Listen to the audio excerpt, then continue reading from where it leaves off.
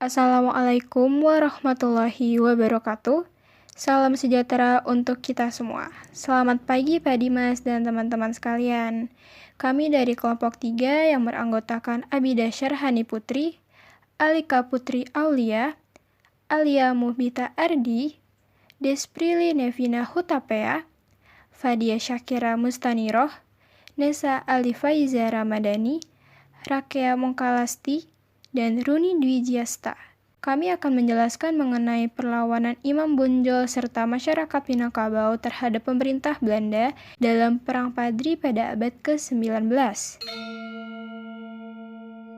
Perang Padri merupakan perang saudara yang terjadi di Minangkabau, tepatnya di kawasan Kerajaan Pagaruyung, Sumatera Barat pada tahun 1803 hingga 1838. Pada awalnya, Perang Padri terjadi karena munculnya pertentangan perbedaan prinsip antara kaum Padri yang terdiri dari sekelompok ulama dengan kaum adat atau kalangan masyarakat dalam masalah praktik keagamaan.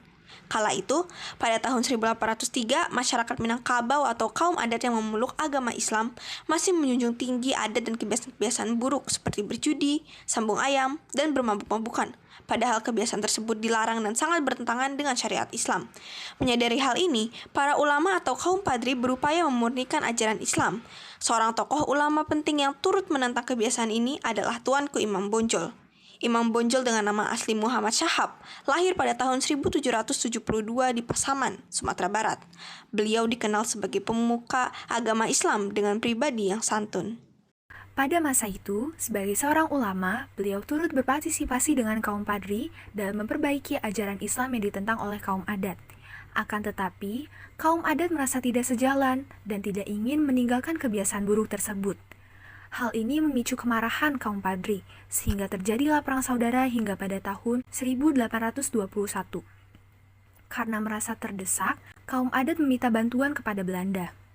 Namun, tujuan Belanda membantu ternyata hanya memanfaatkan konflik antara kedua kaum untuk menguasai wilayah-wilayah di Sumatera Barat.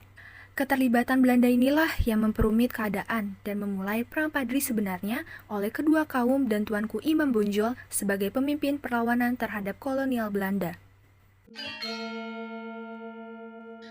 Jalannya Perang Padri terbagi menjadi 3 fase.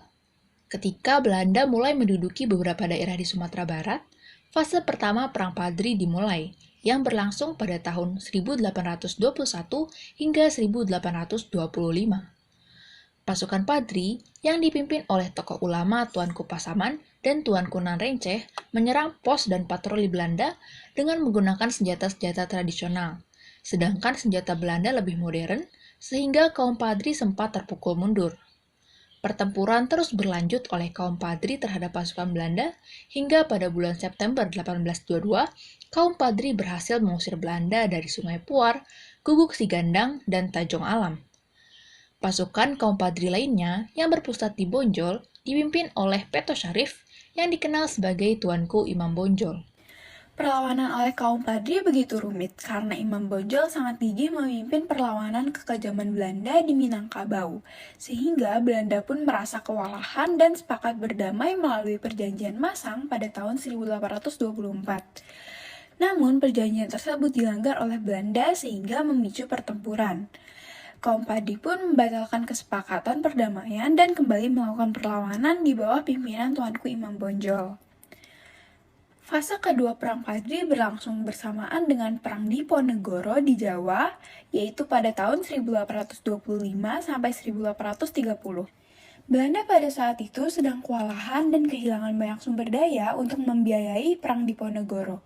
Maka pada November 1825, Belanda mengajak lagi kaum Padri untuk berdamai dengan mengutus Sulaiman Al-Jufri untuk membujuk para ulama. Tuanku Imam Bonjol awalnya menolak bujukan tersebut. Namun, karena Tuanku Lintau dan Tuanku Nanreceh setuju, maka tercapailah kesepakatan damai antara kaum Padri dan Belanda melalui perjanjian Masang yang berisi pengakuan kekuasaan kaum Padri dan perjuangan gencatan senjata.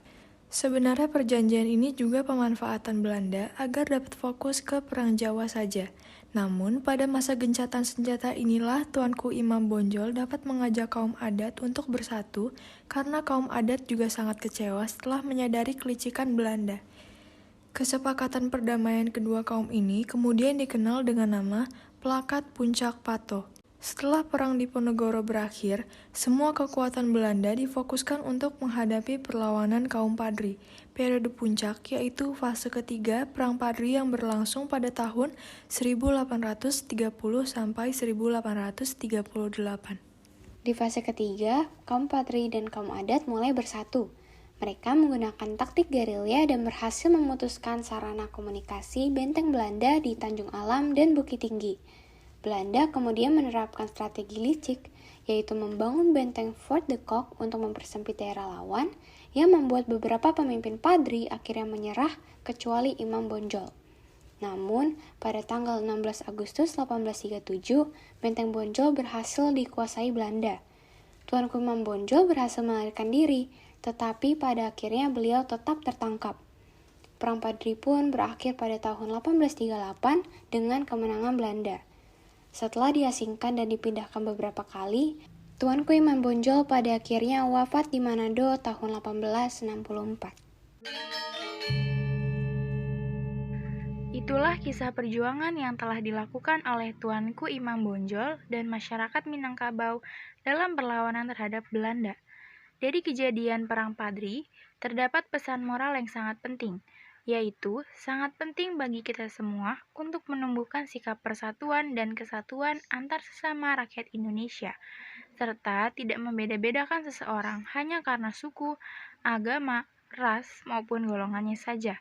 Sebagai penghargaan dari pemerintah Indonesia yang mewakili rakyat Indonesia pada umumnya, Tuanku Imam Bonjol diangkat sebagai pahlawan nasional Indonesia sejak tanggal 6 November 1973. Sekarang sudah tahu kan mengenai perjuangan Tuanku Imam Bonjol dan rakyat Minangkabau melawan Belanda?